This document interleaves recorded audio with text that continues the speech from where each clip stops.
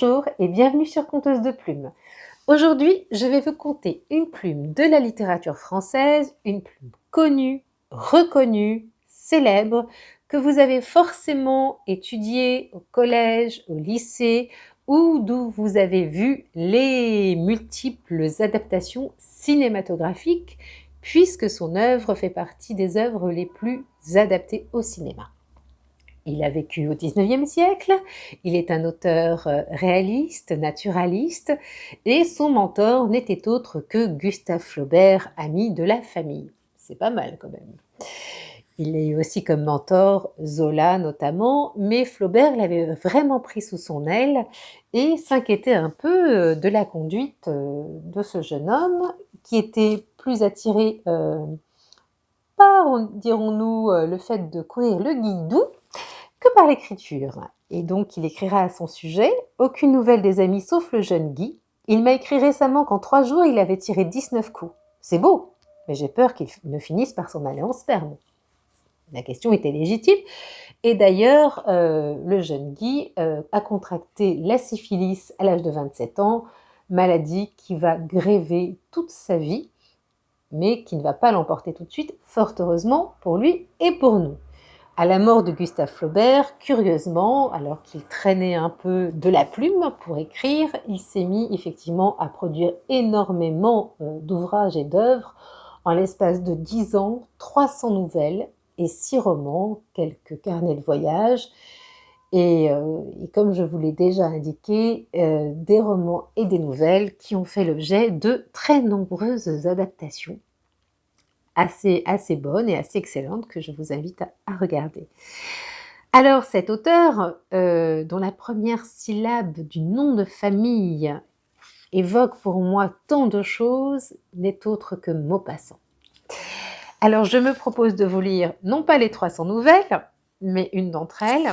Et voilà, comme je vais vous montrer, j'ai la chance que ma fille, parce qu'on donne ça, vous savez, à la sortie du collège ou du lycée, je ne sais plus, les laisser à la maison.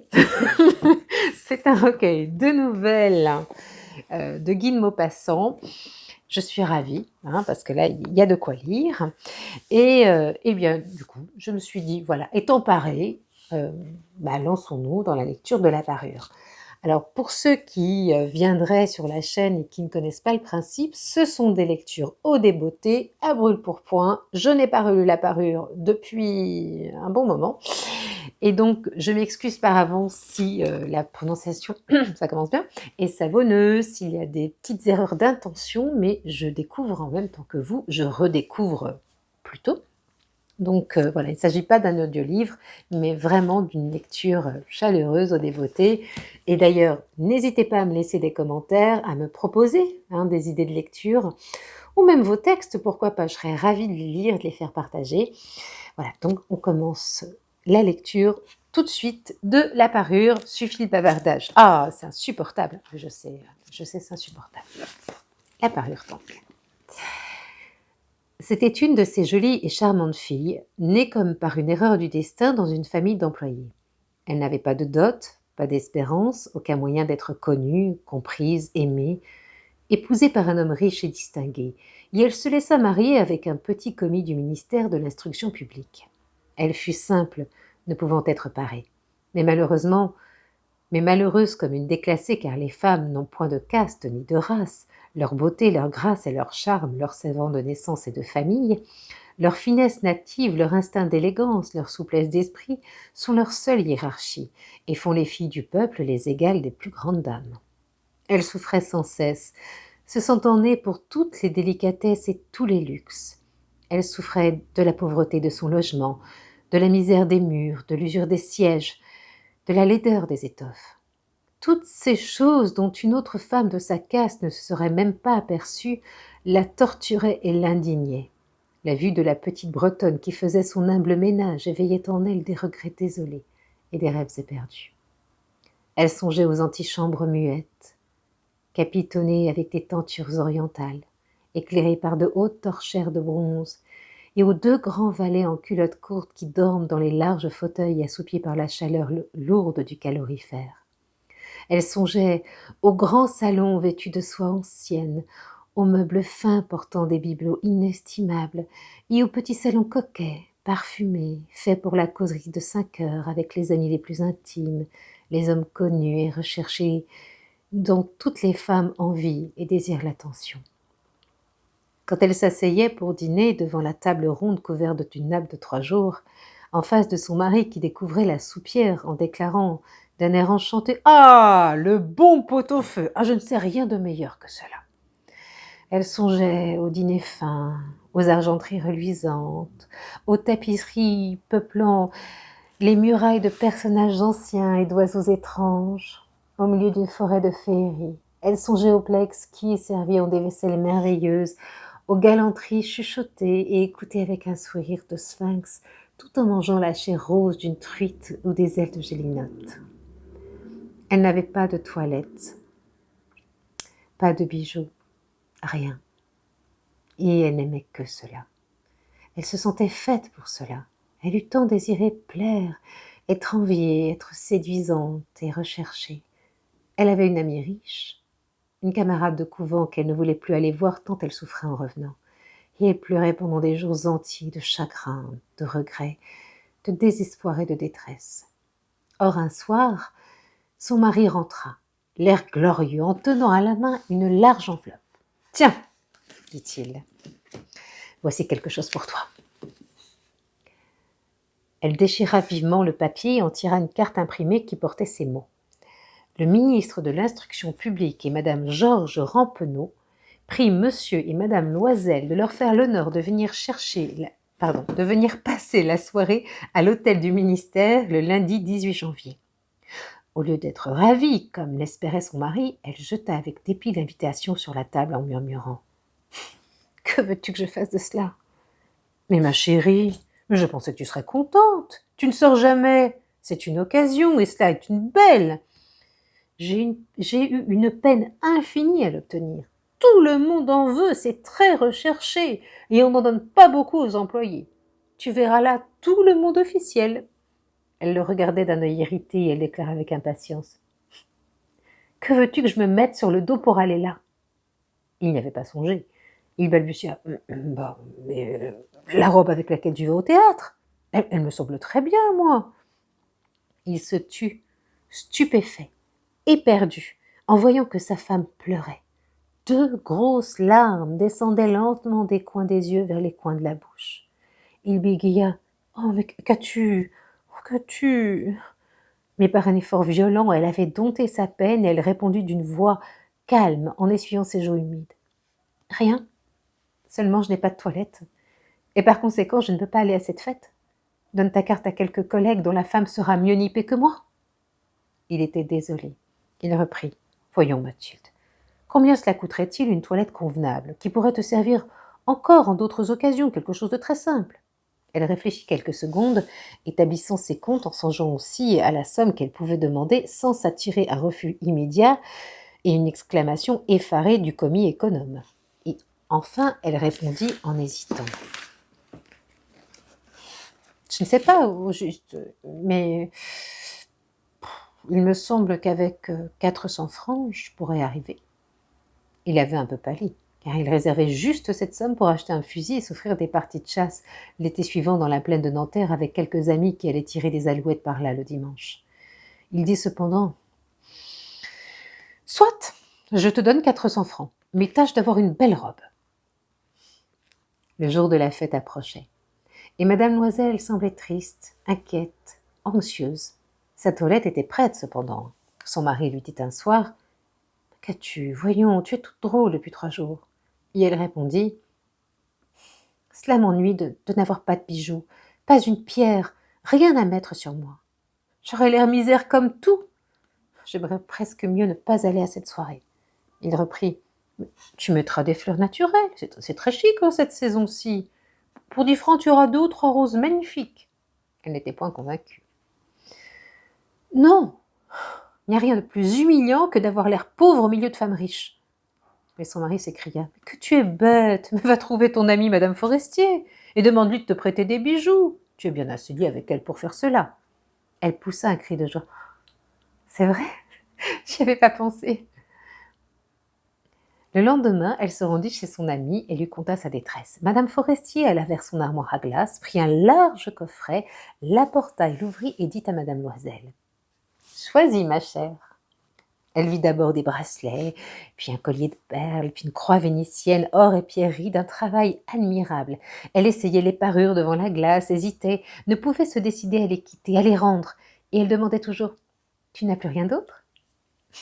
Mais si, cherche! Je ne sais pas ce qui peut te plaire. Et tout à coup, elle découvrit dans une boîte de satin noir une superbe rivière de diamants. Et son cœur se mit à battre d'un désir immodéré. Ses mains tremblaient en la prenant. Elle l'attacha autour de sa gorge sur sa robe montante et demeura en extase devant elle-même. Puis elle demanda, hésitante, pleine d'angoisse: Peux-tu me prêter cela? Rien que cela. Mais oui, certainement. Elle sauta au cou de son ami, l'embrassa avec emportement, puis s'enfuit avec son trésor. Le jour de la fête arriva. Madame Loisel eut un succès.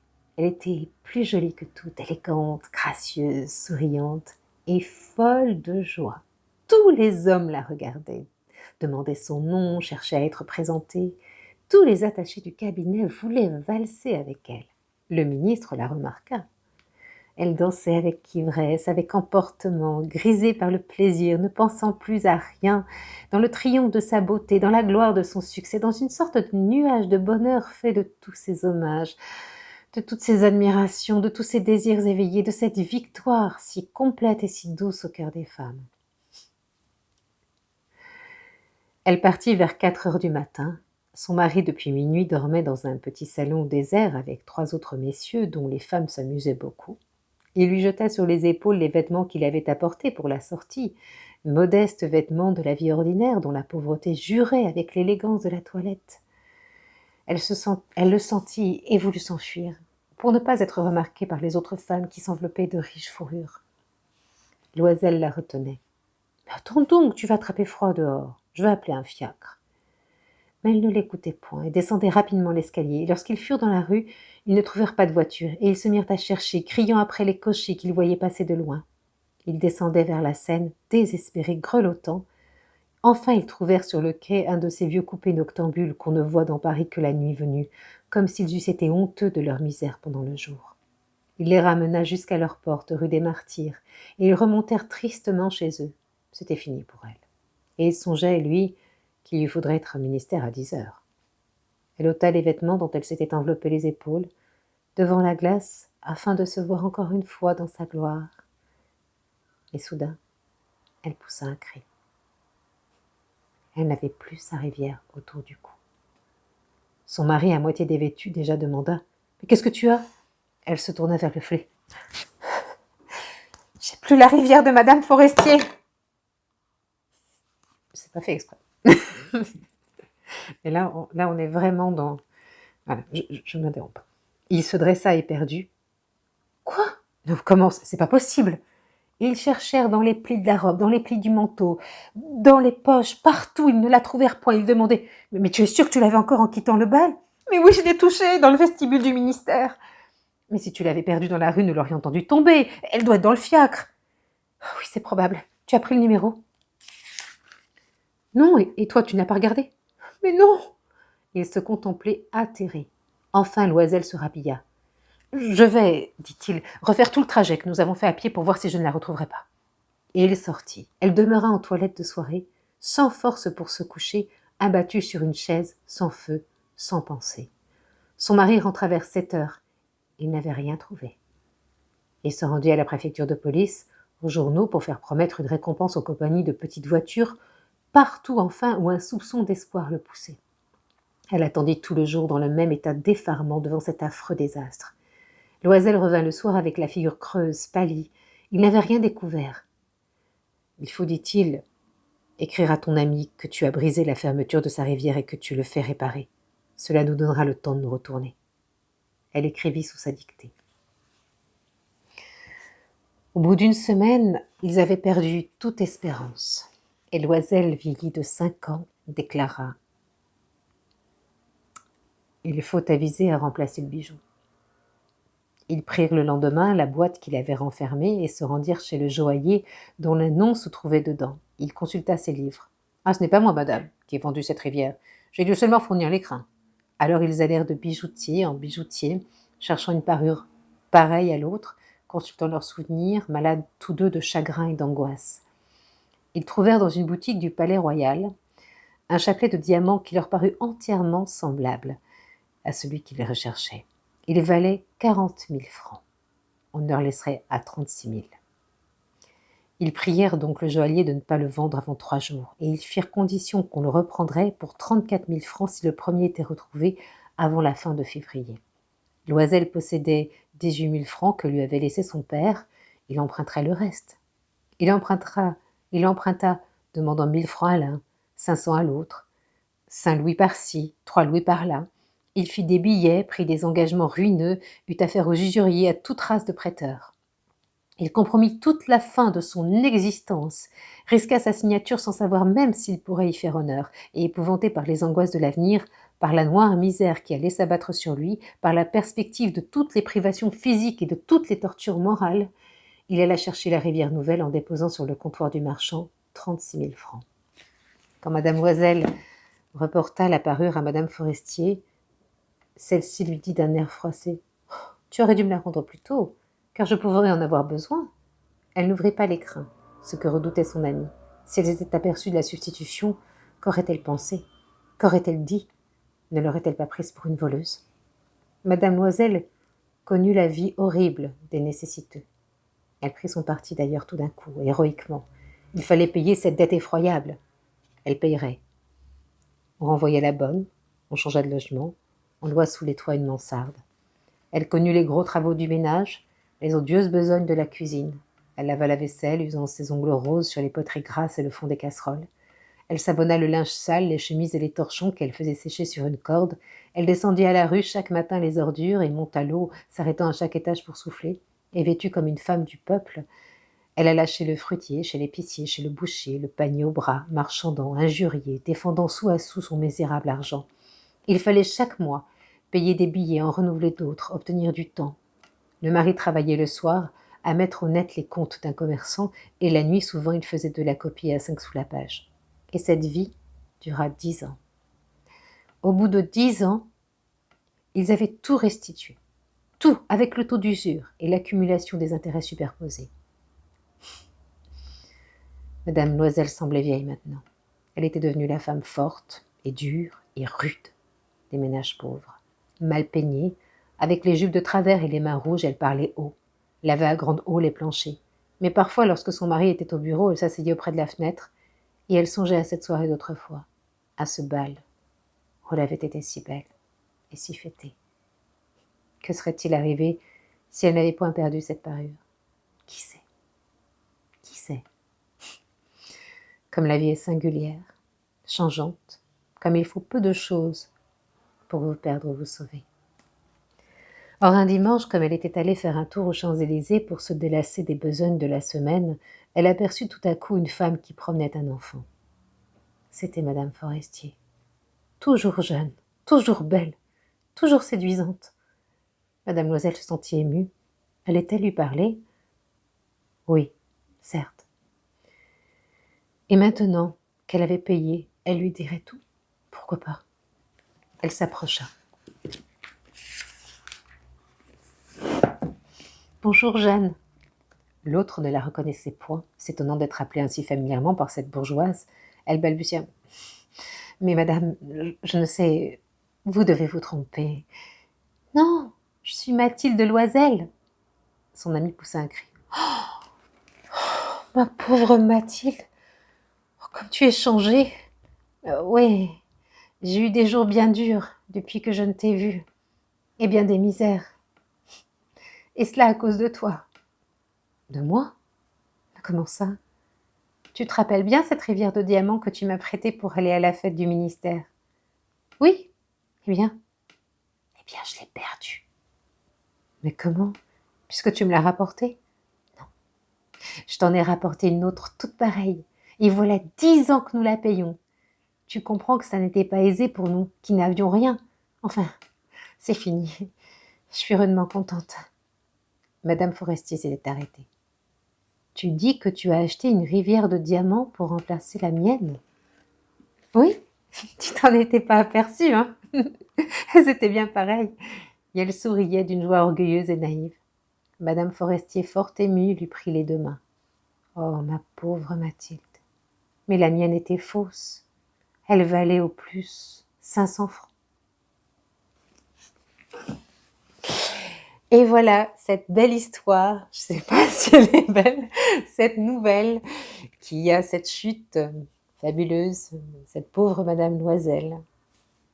Voilà, j'espère que vous avez apprécié cette lecture, malgré les effets spéciaux hein, que j'ai pu produire à mon corps défendant, à l'issue de mon plein gré. Et voilà, j'espère que ça vous a plu, que vous aurez envie de relire du Maupassant, des nouvelles, des romans, ou d'en voir. Je vous conseille d'ailleurs sur YouTube, je crois qu'il y a une adaptation cinématographique de Claude Chabrol de cette nouvelle avec Cécile de France, si je ne m'abuse, qui jouera mieux que moi, c'est sûr.